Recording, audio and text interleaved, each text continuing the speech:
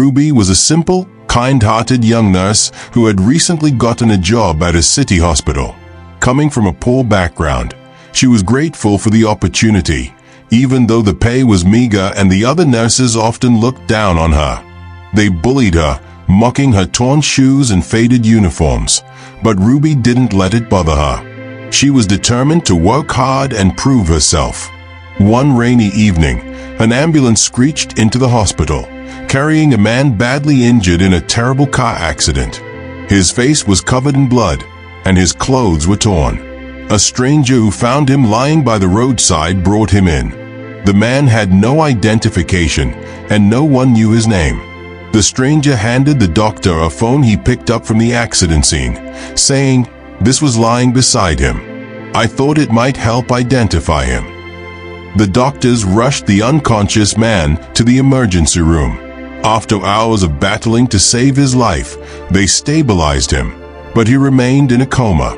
They moved him to the intensive care unit, where he lay silently, hooked to machines that kept him alive. The doctor decided to check the phone and called the last number dialed. A voice answered on the other end, cautious and cold. "Hello, who is this?" the voice asked. The doctor replied, "This is Dr. Ben from City Hospital. A man was brought in after a car accident, and he's in a coma. We found this phone beside him, and yours was the last number dialed. Can you identify him?" The man on the other end paused before saying, "I'm Peter, the manager of his company. His name is Toby. I'll come over right away." A few hours later, Peter arrived, his face showing little emotion. He looked at Toby lying unconscious, his face bruised and pale. After a brief discussion with the doctor, Peter paid the hospital bills and left, muttering to himself, he probably won't make it anyway. After Peter's visit, no one else came to see Toby. Weeks turned into months, and still, Toby lay in a coma. Most of the nurses lost hope, whispering that he was a half-dead man. They would walk past his room without looking in, convinced he would never wake up. Reby, however, couldn't stand to see Toby neglected. She felt sorry for him, lying alone in a cold, empty room. Though the other nurses sneered at her, calling her foolish, Reby decided to take care of Toby. She would wipe his face gently, change his sheets, and even read stories to him, hoping that somehow he could hear her. One evening, as Reby was cleaning the room, Nurse Stella sneered, "Why waste your time on that half-dead man? He's never waking up. Just let him rot." Reby ignored her, gently adjusting Toby's pillow. She whispered softly, "You're going to be fine. I'm here with you." 6 months passed, and Toby was still in the coma. The hospital staff barely remembered his name, calling him the long-term patient. Reby remained the only one who cared. One day, while she was cleaning his hands, she spoke softly, "I don't know where your family is, or why no one visits, but I won't leave you. You deserve kindness, just like everyone else." Unknown to everyone, Toby was a billionaire. His parents lived abroad, completely unaware of his condition, and Peter, his manager, never mentioned his boss's true identity. Peter believed Toby wouldn't survive, so he didn't bother telling anyone that Toby was the young, wealthy CEO of a big company. Reby didn't know any of this. To her, he was just a man who needed someone to care for him.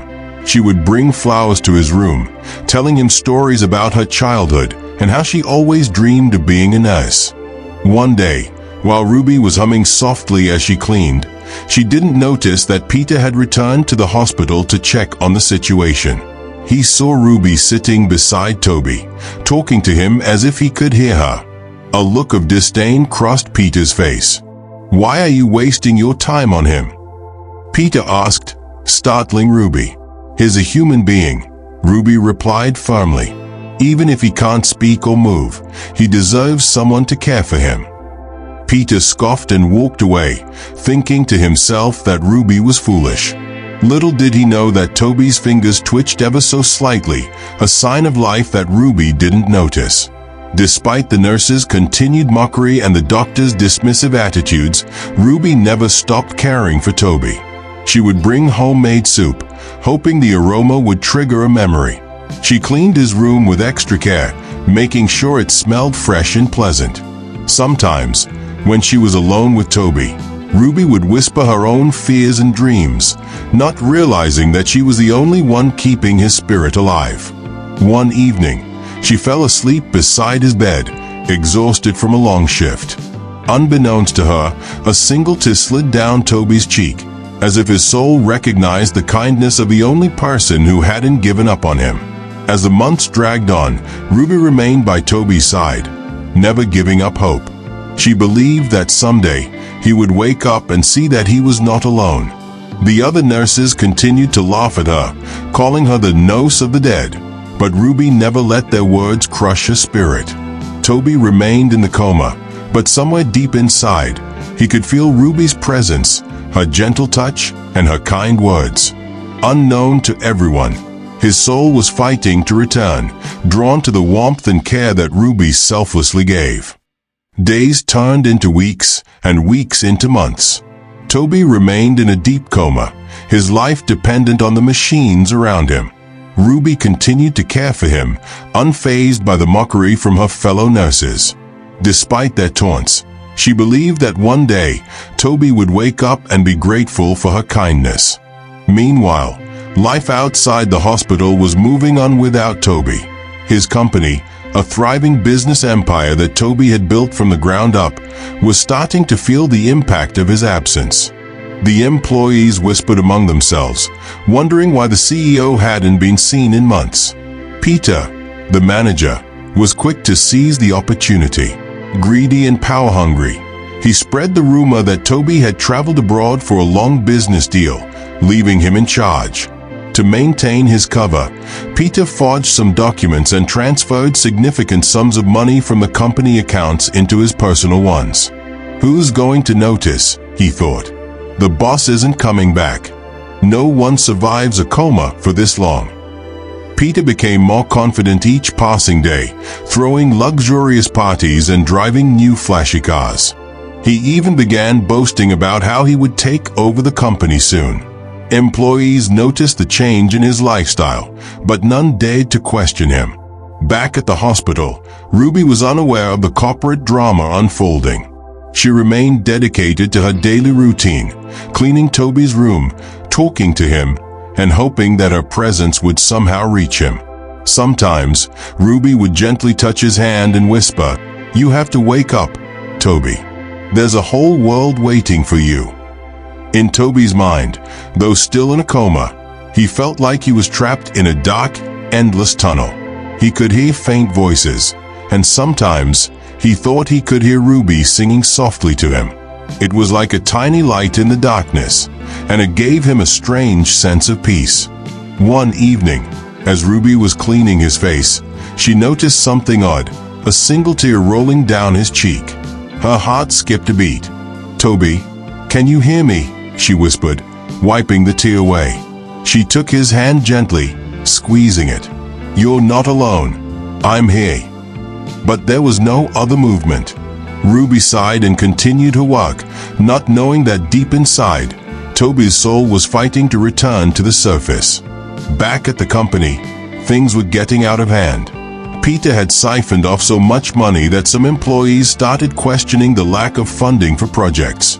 One brave accountant, Mr. Johnson, approached Peter with the company's financial report.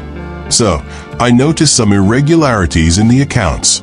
The funds for the new project seem to be missing," Mr. Johnson pointed out. Peter glared at him. "Are you questioning my management? You know the boss left me in charge, right?" Mr. Johnson hesitated. "I just thought it was important to bring to your attention." Peter smirked. "Mind your business. If you value your job, don't stick your nose where it doesn't belong." That night, Peter destroyed several important documents, erasing evidence of his theft. He knew he had to act fast before anyone else became suspicious. In his mind, as long as Toby remained in a coma, he was in control. One night, While Reby was cleaning Toby's hands and humming a soft tune, Dr. Ben walked in, looking worried. "Reby, have you noticed any changes?" he asked. Reby hesitated. "Well, the other day, I saw a tear on his cheek. I don't know if it means anything." The doctor shook his head. "Sometimes it's just a reflex. It's been almost 8 months now. Most patients don't survive this long in a coma. I just hope he doesn't become a vegetable." Reby didn't like the sound of that. "Doctor, I believe he can hear me. Sometimes when I talk to him, I feel like he's trying to respond." Dr. Ben gave her a sympathetic smile. "You have a good heart, Reby. I just don't want you to get your hopes up too much." After the doctor left, Reby sat beside Toby, holding his hand. "Don't listen to them," she whispered. "You're stronger than they think. I know you'll wake up one day." In his dark world, Toby could feel a faint warmth in his hand, like a tiny spark of hope. He wanted to move, to open his eyes, but his body felt like it was weighed down by stones. Back at the company, Peter was now plotting his final move. He planned to announce that Toby had permanently moved abroad and would not be returning. That way, he could officially take over as CEO without any questions. One evening, when Peter was at his office going through Toby's files, he received a call from the hospital. "Hello, this is Dr. Ben. I'm calling to inform you about Toby's condition." Peter stiffened. "Did he wake up?" "No, he's still in a coma," Dr. Ben replied. "We just need you to sign some documents for his continued care." Peter sighed in relief. "I'll come by tomorrow." After hanging up, Peter muttered to himself, "As long as that fool stays in a coma, my plan will work." The next day, Peter visited the hospital briefly, avoiding Toby's room and signing the papers at the reception. Reby noticed him from a distance and wondered why he never checked on Toby. She couldn't understand how someone could be so indifferent to a friend's condition. As Peter left, Reby whispered to Toby, "Your manager was here, but he didn't come to see you. I wonder why. I'll stay with you.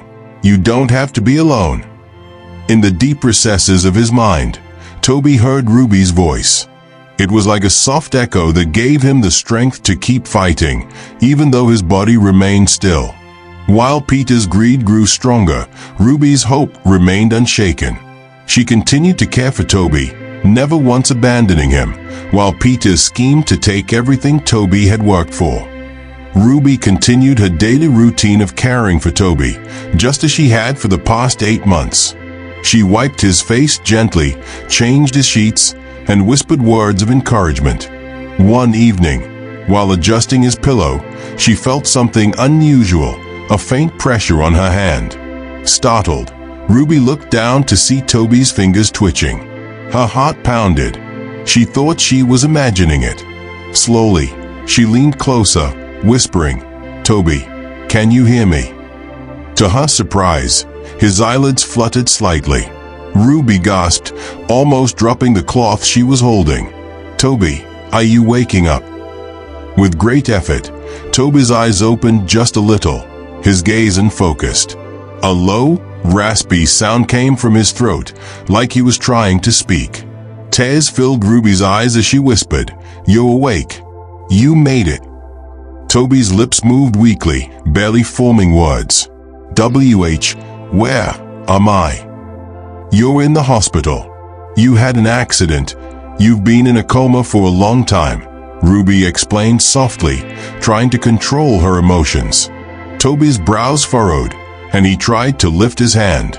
Reby gently placed it back on the bed. "Don't move too much. You're still very weak." She quickly called Dr. Ben, who rushed in, shocked to see Toby awake. He checked Toby's vitals, muttering to himself, "This is a miracle." After 8 months. As Toby drifted back into a light sleep, Dr. Ben turned to Reby, looking amazed. "You did it, Reby. Your dedication must have kept his spirit alive. I thought he would never wake up." Reby couldn't hold back her tears of joy. I knew he would wake up. I just knew it. As Toby became more conscious, he looked around the room, his mind still foggy. Reby sat beside him, holding his hand. "Do you remember anything?" she asked gently.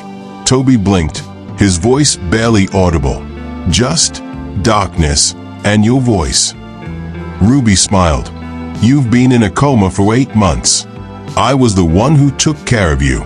No one else really bothered, except your manager, Peter, but he didn't visit you after the first day." Toby's tired eyes looked at her, confused. "Peter, he didn't visit." Reby hesitated. "He paid the bills that first day and left. I saw him a few times afterward, but he never came to your room. He acted like you didn't matter." Toby's mind struggled to process the information. Why didn't he care? Reby shrugged, not wanting to upset him. "I don't know. Maybe he thought you wouldn't survive. But I never gave up on you." Toby's eyes softened. "Thank you for being here." Reby smiled warmly. "You're welcome. I knew you were strong enough to fight." Suddenly, a thought crossed Toby's mind. "Does anyone else know I'm awake?" Reby shook her head. "No, just me and Dr. Ben. He hasn't told anyone yet." Toby took a shaky breath.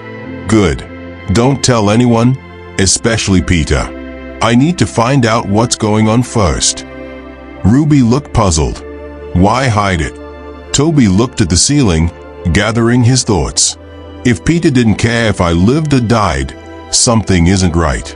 I need to know what he's been up to all this time." Reby nodded, sensing that Toby was right. "I'll keep it a secret. No one will know you're awake." Toby gave a weak smile. "You're a good person, Reby." Just then, Nurse Stella peeked in, pretending to check on Toby. She almost dropped her clipboard when she saw his eyes open. "Oh my God, he's awake." Reby quickly placed a finger to her lips, signaling Stella to be quiet. Stella nodded, still in shock, and backed out of the room, too stunned to speak. Reby sighed. "We have to be careful. If word gets out, Peter will know." Toby slowly nodded. "Please, help me keep this quiet. I don't trust anyone but you." Reby promised to protect his secret. She continued her routine of caring for him while pretending that nothing had changed. Whenever other nurses passed by, she acted as if Toby was still unconscious, keeping the truth hidden. As the days went on, Toby's strength slowly returned. Reby would bring him homemade soup, whispering updates about the hospital and the people who had given up on him. Toby listened quietly, a growing fire of determination in his heart. One evening, as Reby was helping him sit up, Toby whispered, "I need to know what Peter has done with my company. Can you find out for me?" Reby thought for a moment. "I'll try to get some information, but you need to rest. You're still too weak to deal with stress." Toby smiled faintly. "I trust you. You're the only one who believed in me." Reby felt her heart swell with pride. "I'll do my best. Just focus on getting better." As night fell, Reby sat beside Toby, humming softly, while Toby closed his eyes, grateful that he wasn't alone in his fight. He knew that uncovering Peter's betrayal wouldn't be easy, but with Reby by his side, he felt stronger.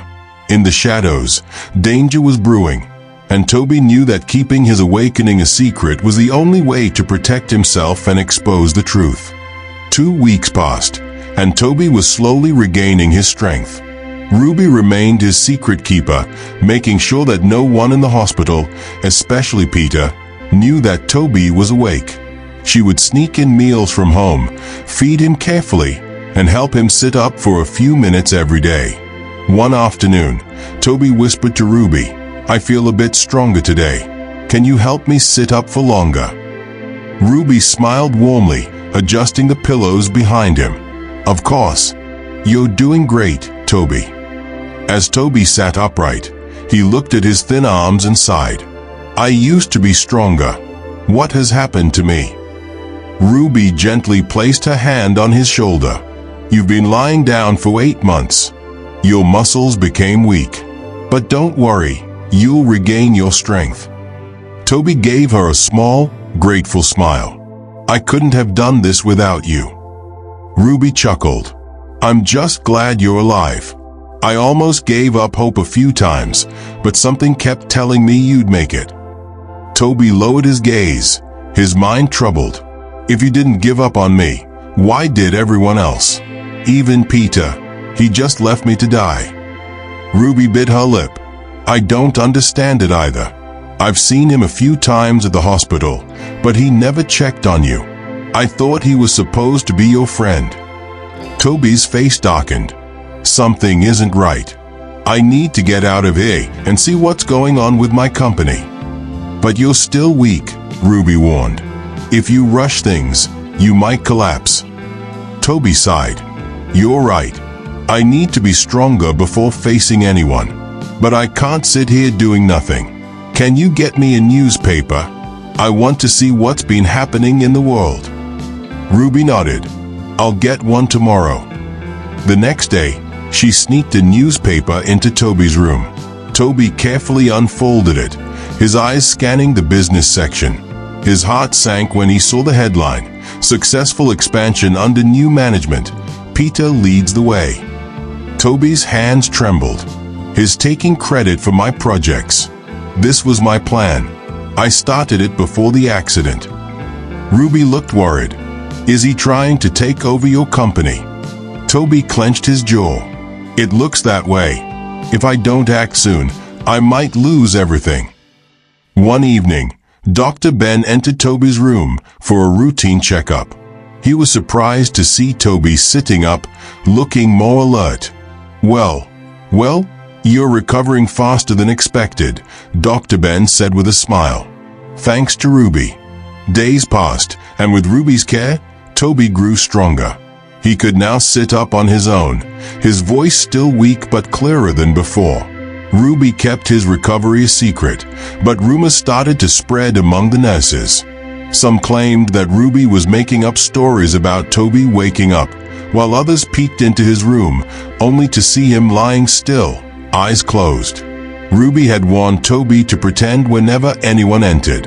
One morning, Dr. Ben entered the room, surprised to find Toby sitting up, trying to eat soup with Ruby's help. Wow, you're recovering fast, Dr. Ben said, his eyes wide with amazement. Toby gave a faint smile. Thanks to Reby, she never gave up on me. The doctor glanced at Reby, nodding. You're truly a blessing, Reby. We thought he wouldn't make it. Reby blushed. I just couldn't leave him alone. I knew he had the strength to wake up.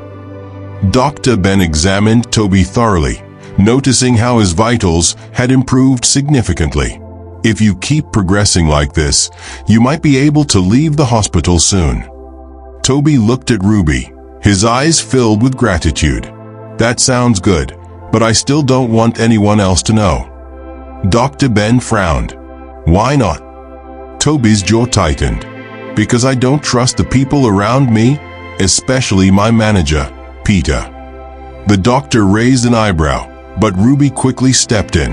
It's better if we keep his recovery a secret for now, just until he's fully stable. Dr. Ben agreed. All right, but we'll need to start discharge procedure soon. He can't stay here forever. That evening, Reby sat with Toby, discussing the next steps. If you get discharged, where will you go? Reby asked. Toby sighed. I can't go back to my house. Peter might be watching it. I need a place where no one would think to look. Reby hesitated. I have a small room at my place. It's not much, but you can stay until you figure things out. Toby smiled warmly. You've already done so much for me, Reby. I don't want to be a burden. Reby shook her head. You're not a burden. You need help, and I'm willing to give it. You deserve to be safe. The next day, Dr. Ben finalized the discharge papers. He agreed to keep the details confidential, marking Toby's status as still in coma, to avoid raising suspicions. Reby carefully helped Toby into a wheelchair, draping a light blanket over him to disguise his identity. As they moved through the hospital corridor, Nurse Stella caught sight of them and hurried over. "Where are you taking him?" she asked suspiciously. Reby smiled calmly. "Is being transferred to a long-term care facility. Doctor's orders." Stella looked skeptical but didn't question further. Once outside, Reby helped Toby into a taxi, giving the driver directions to her neighborhood. During the ride, Toby stared out the window, his heart heavy with worry. "What if everything I built is gone?" he whispered. Reby placed a comforting hand on his shoulder. "We'll find out the truth. You're not alone." They arrived at Ruby's modest one-room apartment. It was simple but neat, with a small bed, a wooden table, and a tiny kitchen space. Reby helped Toby to the bed, fluffing the pillow behind him. "I know it's not much," Reby said apologetically. Toby smiled weakly. "It's perfect, better than that lonely hospital room." Over the next few days, Reby took care of Toby, cooking simple meals and helping him practice walking. One evening, while Reby was preparing dinner, Toby glanced at the small radio on the table. "Can we listen to the news?" he asked. Reby nodded and turned it on. A familiar voice echoed through the room. In other news, Toby Industries has been struggling since the sudden departure of its CEO. Acting manager, Mr. Peter, announced today that he has taken full control of the company, citing Toby's indefinite leave. Toby's eyes widened. "That snake, his taking over." Reby frowned. "I knew something wasn't right. You need to regain your strength and confront him." Toby clenched his fists, his voice trembling. "He's probably stolen so much by now. I trusted him, and he betrayed me." Reby sat beside him. "You'll get your company back. We just have to plan carefully. If he knows you're alive and well, he might do something desperate." Toby took a deep breath. "You're right. We need proof of what he's done. I can't just walk in there without evidence." Reby thought for a moment. "Maybe we can find someone inside the company who's still loyal to you. Someone who can help us without alerting Peter." Toby nodded slowly. "There's one person I can think of, Johnson, the accountant. He's always been honest and straightforward. If anyone noticed the theft, it would be him." Reby smiled. "Then that's our first step. I'll go to the company and see if I can talk to him." Toby looked worried. "It might be risky. Peter could recognize you." Reby gave him a reassuring smile. "I'll be careful. You just focus on recovering." The next morning, Reby dressed in simple clothes and headed to the company building. As she approached the entrance, she noticed expensive cars lined up outside, and Peter giving orders to some staff. She ducked into a nearby alley, waiting for the right moment to slip inside unnoticed. Once inside, Reby found Johnson in the finance department. He looked stressed and tired, going through stacks of documents. "Mr. Johnson," Reby whispered, pulling him aside. He looked at her in confusion. "Who are you?" "I'm a nurse from the hospital. I took care of Toby. He's alive." Johnson's eyes widened. "Alive? But everyone thought he was gone." "Listen," Reby whispered urgently. "We need your help. Peter's trying to take over the company, but Toby is recovering. Can you find proof that Peter's been stealing?" Johnson glanced around nervously. "I suspected something was wrong. The accounts aren't adding up. I'll look into it, but we have to be careful." Reby nodded. "Please. Toby is counting on you." Back at Ruby's apartment, Toby anxiously waited. When Reby returned and shared the news, he felt a flicker of hope. "Johnson will find the evidence," Reby assured him. "We just need to stay quiet and let him do his part." Toby looked at her with deep gratitude. "I don't know how to repay you, Reby. You saved my life, and now you're helping me get my life back." Reby smiled, her eyes shining with determination. "You don't owe me anything. I just want to see you happy again." Toby's heart warmed at her words. For the first time in a long while, he felt safe and hopeful. As he continued to regain his strength, he knew that with Reby by his side, he had a fighting chance to reclaim everything he lost. Weeks passed, and Toby's recovery continued steadily. Thanks to Ryby's care and support, he was now able to walk with minimal assistance. The light returned to his eyes, and his determination to reclaim his life grew stronger each day. One evening, Reby came home with a small envelope in her hand. "Johnson managed to get the documents," she whispered excitedly. Toby opened the envelope, his hands shaking slightly. Inside were copies of financial reports, bank statements, and emails proving that Peter had been stealing money and using Toby's assets for personal gain. "He's been draining the company dry," Toby muttered, anger simmering in his eyes. "He was counting on me, never waking up." Reby placed a comforting hand on his shoulder. "Now you have proof. What are you going to do?" Toby thought for a moment. "I'm going to show up at the company unexpectedly. I want to see Peter's face when he realizes his plan has failed." The next morning, dressed in a simple suit that Reby had bought for him, Toby made his way to his company. Reby stayed by his side, determined to support him until the end. As they arrived, the staff were shocked to see Toby walk through the entrance. Some whispered, "Is that really him? I thought he was gone." Toby walked straight to the boardroom where a meeting was taking place. Peter was in the middle of presenting a new plan for the company's expansion when Toby pushed open the doors. Silence fell as everyone stared, wide-eyed and stunned. Peter turned pale, dropping his papers. "Toby," he stammered, his voice trembling. Toby gave a cold, steady gaze. "Surprised to see me, Peter?" Peter's hands shook. I thought you were gone." Toby stepped closer. "You mean you hoped I was gone? I know everything, Peter. I know how you stole from my company while I was lying unconscious, fighting for my life." Peter's face flushed red. "It's not what it looks like." Toby held up the evidence. "These documents say otherwise. You betrayed me when I needed you the most." The board members looked at Peter in disgust. One of them, Mr. Aide, shook his head. "How could you do this to Toby, after all he's done for you?" Peter stuttered, trying to make excuses, but no one listened. Security was called, and Peter was escorted out of the building. The staff cheered, grateful that their true boss was back. After addressing the staff and assuring them that the company was now safe, Toby turned to Reby, who was standing at the doorway, her eyes filled with pride. Later that evening, Toby took Reby to a quiet park. They sat on a bench, the sunset painting the sky in hues of orange and pink. "You saved my life, Reby," Toby began, his voice soft. "Not just from death, but from losing everything I worked for.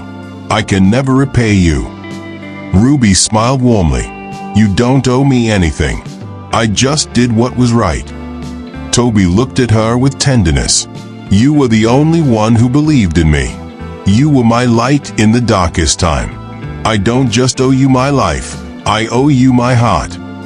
Ruby's cheeks flushed as Toby took her hands gently. "Reby, will you marry me?" he whispered. Tears filled Ruby's eyes as she nodded. Yes, I will." Toby pulled her into a gentle hug, his heart finally at peace. They knew that their love had grown through trials and hardship, and now they could finally be happy. Months later, the hospital was buzzing with the news.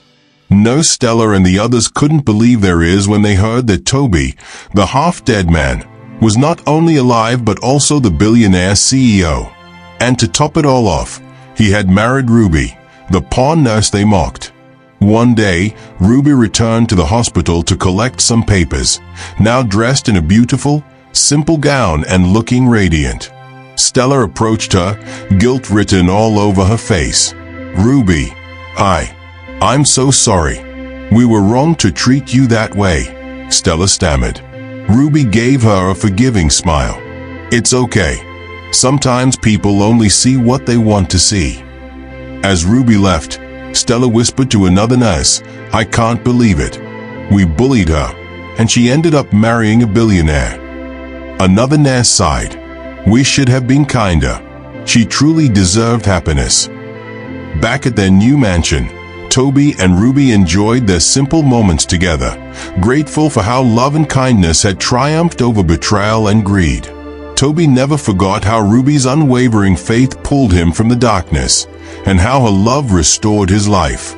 And Reby knew that her decision to care for Toby, despite what everyone said, had changed her life forever. They both learned that kindness, loyalty, and love could overcome even the darkest of days. Together, they built a new life, one filled with love, laughter, and the beautiful promise of never giving up on each other. We have come to the end of this story. Have you ever been mocked for doing the right thing like Reby? Share your experience. What lesson did you learn from this story? Drop your thoughts on the comments section. See you on our next video. Bye.